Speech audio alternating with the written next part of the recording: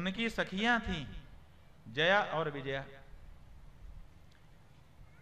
वो कहने लगी, मां पार्वती जी हमारा स्वतंत्र गण होना चाहिए। कहा क्यों?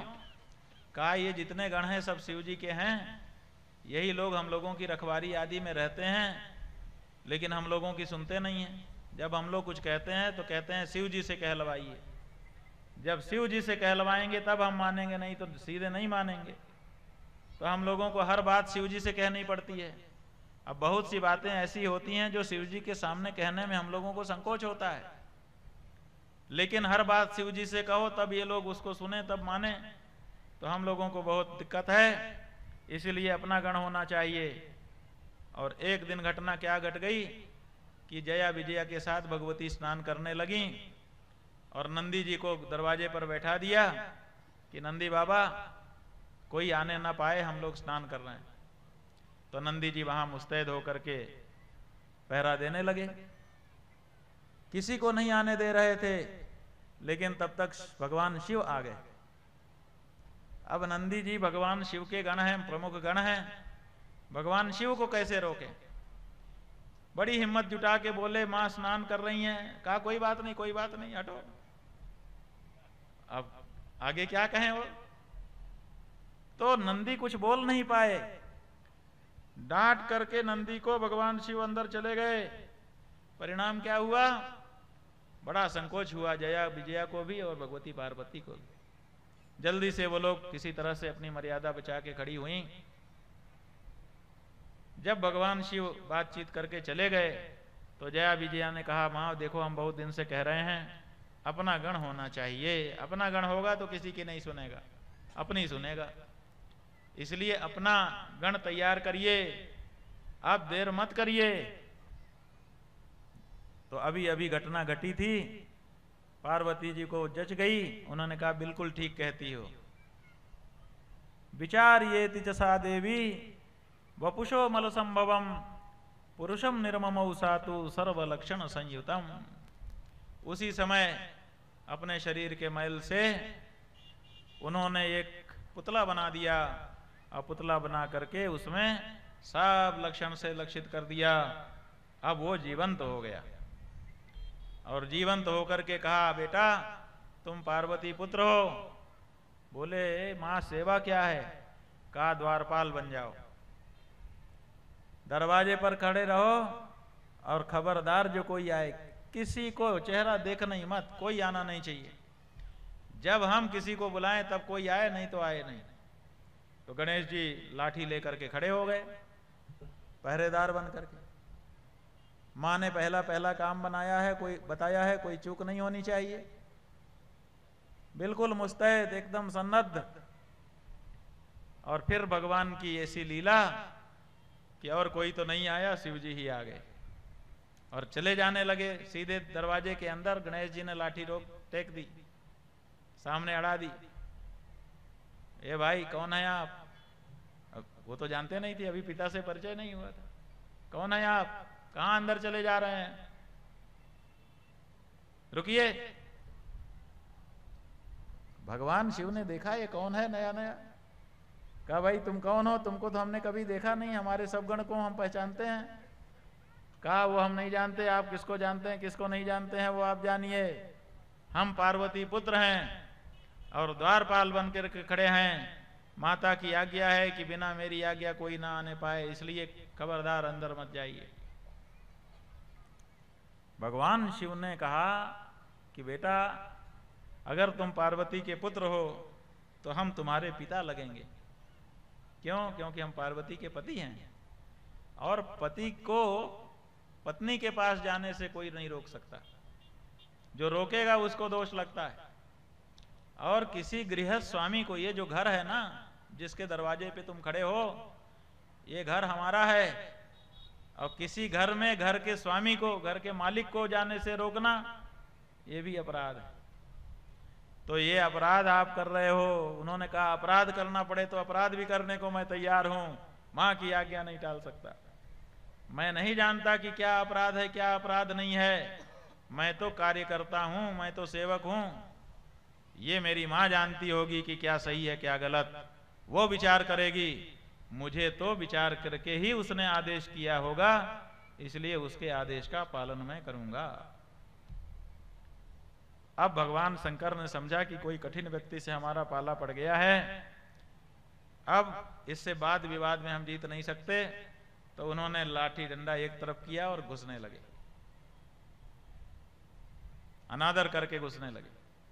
और भगवान गणेश, उनका तो स्वभाव ही ऐसा है, नते तराति भी करम, जो उनको नमस्ते किए बिना आगे बढ़ जाता है उसको बहुत भय कर देते हैं,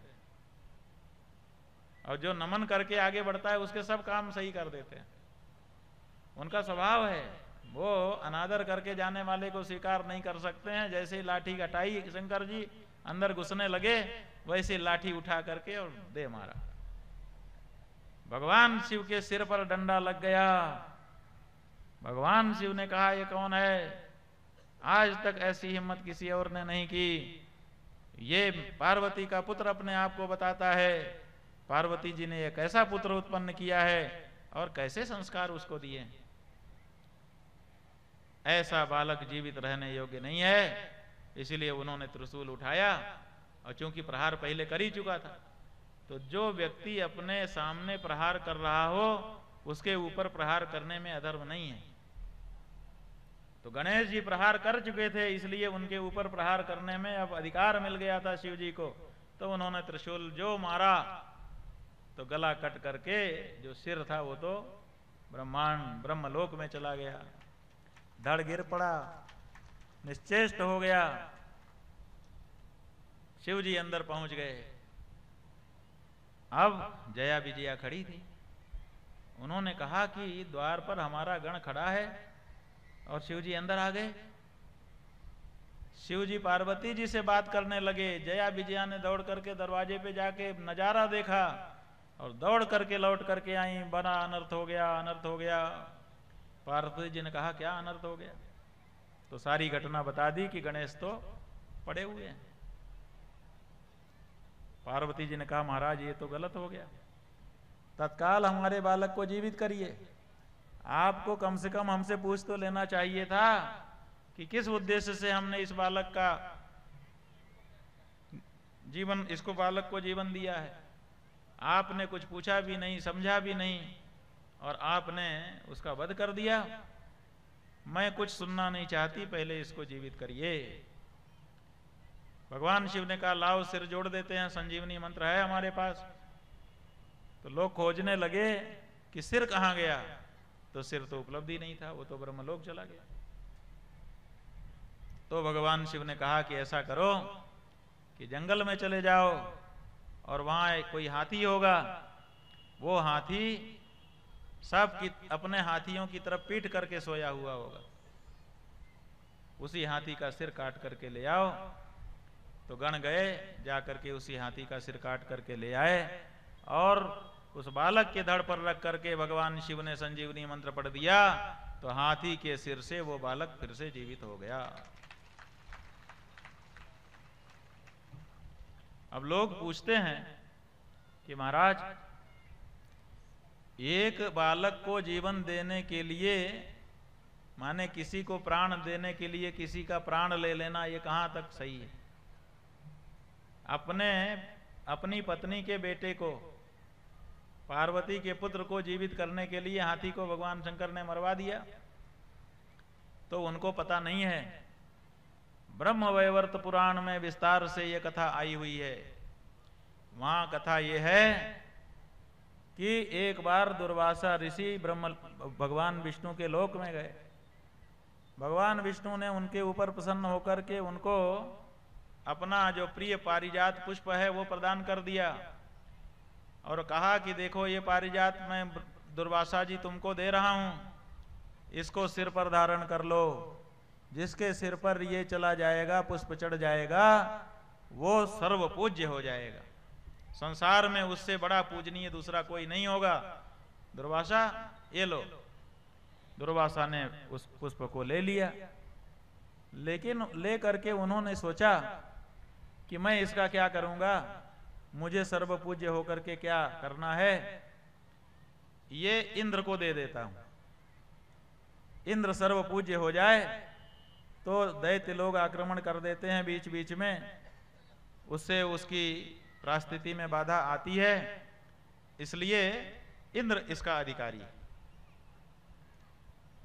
तो वो उसको लेकर के और अपने शिष्यों के साथ इंद्र के पास जाने के लिए निकले, ताकि उसको पारिजात पुष्प भगवान का प्रसाद दे सकें, जिससे वो सर्वपूज्य हो जाए। और इधर इंद्र जो है अपने इंद्र पद के नशे में चूर था, हाथी पर चढ़ करके जा रहा था। दुर्वासा जी आए, कहा इंद्र रुको रुको। इंद्र को अच्छा नहीं लगा, ये महात्मा राजा की सवारी जब जा रही है तो बीच में नहीं रोकना चाहिए, इतना भी इनको ज्ञान नहीं है, बहुत बड़े महात्मा बने हुए हैं, राजा की सवारी को रोका जाता है क्या? नहीं रोका। दुर्वासा जी और थोड़ा आगे बढ़े, कहा इंद्र रुको, बहुत जरूरी है रुकना। तो कहा अच्छा बोलो क्या बात है। हाथी रोक दिया, रोक करके पूछा क्या बात है। तो उन्होंने कहा ये भगवान विष्णु ने पुष्प दिया है, इसको जो अपने मस्तक पर धारण कर लेगा वो सर्वपूज्य हो जाएगा, मैं यही लेकर के तुम्हारे पास आया हुआ हूं। इंद्र ने कहा अच्छा, तुम्हारा फूल हमको सर्वपूज्य बना देगा। अरे हम इंद्र हैं, इंद्र, हम सर्वपूज्य हो चुके हैं, देवताओं के राजा कहे जाते हैं, कोई देवता ऐसा है नहीं जो हमको सिर झुकाए बिना खड़ा हो जाए हमारे सामने, हमको क्या सर्वपूज्य बनाएंगे आप। लेकिन दुर्वासा जी हाथ बढ़ा चुके थे, इंद्र ने हाथ में फूल पकड़ा और पकड़ करके हाथी के सिर पे फेंक दिया, और हाथी के सिर पे जैसे ही वो फूल गया, हाथी ने अपना शरीर हिलाया और इतना तेजी से हिलाया कि इंद्र उससे गिर गया।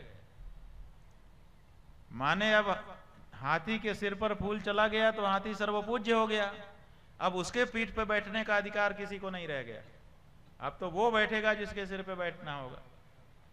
तो इसलिए उसने गिरा दिया, और गिरा करके उसने ये संकेत भी दे दिया कि अब तुम्हारा पद तुमसे छिन जाएगा, तुम्हारी संपत्ति श्री शोभा सब समाप्त हो जाएगी, तुमने भगवान के चढ़े हुए फूल का अपमान कर दिया।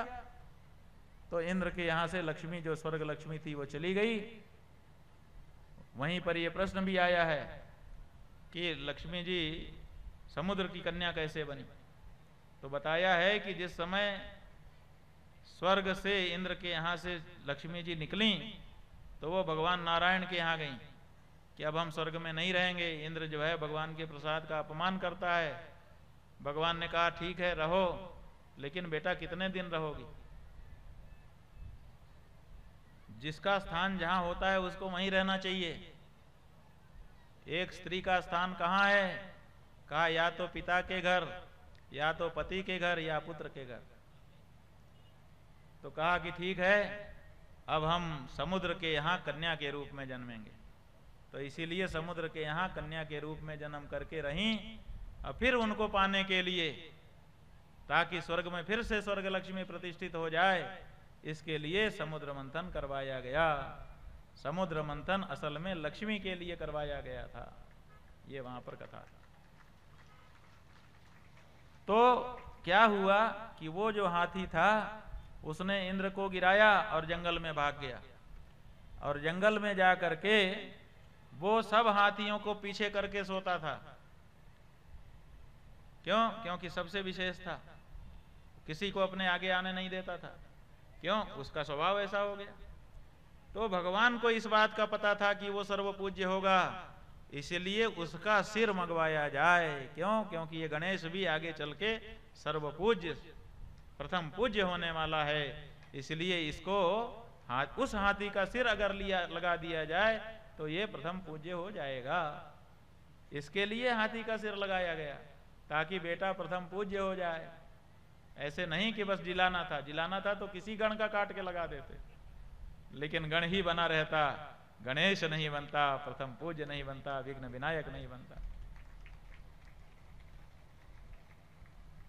और जब भगवान ने उस हाथी का सिर कटवाया तो हाथी का सिर कटवाने के बाद उसके पूरे शरीर पर अपना श्रीअंग, अपना चरण फेरा, और चरण फेरने से वो हाथी जो गणेश का मुख था उसी में से छाया मुख निकाल करके उसको लगा दिया, और लगा करके उसको जीवित कर दिया।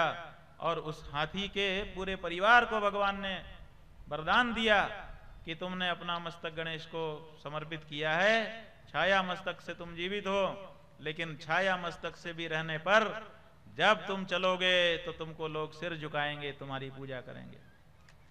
आज हाथी किसी गांव में आ जाता है तो लोग उसकी पूजा करने लगते हैं। क्यों? क्योंकि भगवान का आशीर्वाद उसके साथ है। तो भगवान ने किसी की हत्या नहीं करवाई, बल्कि हाथी को जीवित रखते हुए उसके अंदर से वो जो विशेष गुण था प्रथम पूज्यता का, वो अपने पुत्र के ऊपर आरोपित करवा दिया, और इस तरह से अपने पुत्र को प्रथम पूज्य बनवा दिया। ये तो उनके पुत्रों की कथा हो गई, एक कार्तिकेय और दूसरे गणेश। पार्वती जी ने कभी गर्भधारण नहीं किया, लेकिन 2 पुत्रों की माता बन गई। भगवान शिव ने कभी गर्भाधान नहीं किया, लेकिन 2 पुत्रों के पिता हो गए। तो ये हमारे आप जैसे माता पिता नहीं है, ये विशेष माता पिता है।